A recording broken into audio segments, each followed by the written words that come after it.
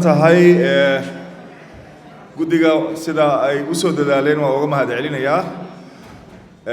su'aasha aan qabo waxay tahay doorasho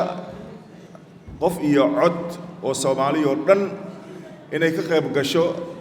ayaa qorshaha 2020 ayaa degsan Soomaalina dibadda iyo gudaha ayay ku nooshahay qorshahana sida meelaha qaar warbixintana lagu siinayay waxa la yiri baarlamaanka wuxuu noqonayaa 275 nidaamkii noogu dhisnaa waa wada naqaan 4.5 soddon iyo kow beelaha laga hadal badan yahay iyo min 61 beelaha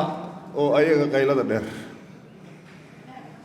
hadda Soomaaliya dibadda iyo gudaha ayay ku kala nooshahay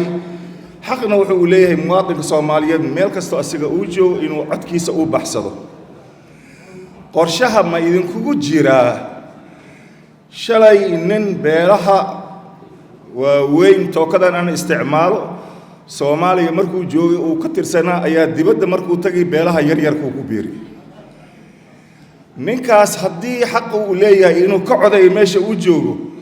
matii markuu Soomaaliya uu joogay beelaha waaweyn uu ka tirsanaa baad ku dareysaan mise markuu dibadda joogo beelaha yaryariiskaad ku dareysaan ilaan waa la isku wareersan yahay meeshan waxyaabo fara badan oo isdhaafsan ayaa doorashada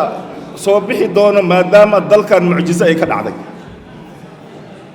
qaabka marka anaga haddana